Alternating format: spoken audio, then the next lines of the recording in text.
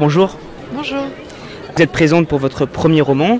Dans ce livre, nous n'avons pas de héros à proprement parler. Nous suivons 7 personnes, hommes et femmes, des gens lambda qui vivent une routine. Nous les suivons dans le RER et vous leur donnez la parole en quelque sorte. Oui, c'est ça. C'était vraiment une intention qu'il n'y ait pas un personnage principal, mais bien 7 personnages à égalité qui ont autant d'importance les uns que les autres.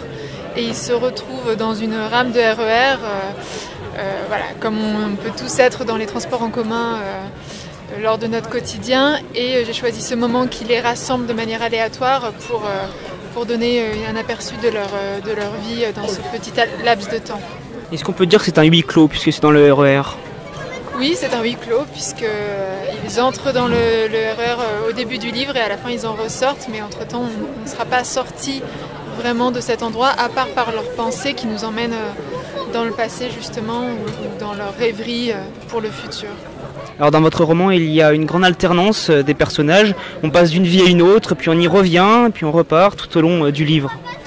Oui, en fait, en écrivant, j'ai fonctionné. C'est ce qui fait que, à mon avis, les 7 vies ne sont pas complètement séparées les unes des autres. C'est que c'est via le texte qu'on passe d'un personnage à l'autre, via un détail, une couleur, via un mot. Et c'était une manière de les rassembler et de glisser d'une vie à l'autre. Un des personnages qui s'appelle Liad, il revient d'Israël. Et vous êtes parti personnellement 3 ans à Tel Aviv. C'est un petit ou un grand clin d'œil?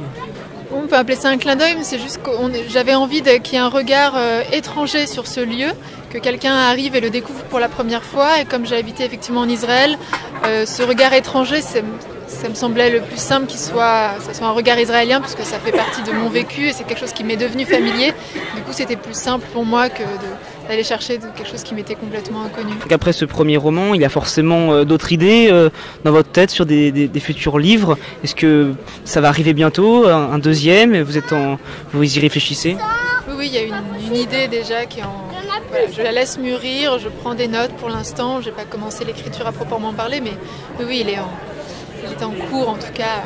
Le désir et l'idée première sont là. D'accord, on attend avec impatience vos prochains romans. Merci beaucoup pour toutes ces réponses. Merci à vous.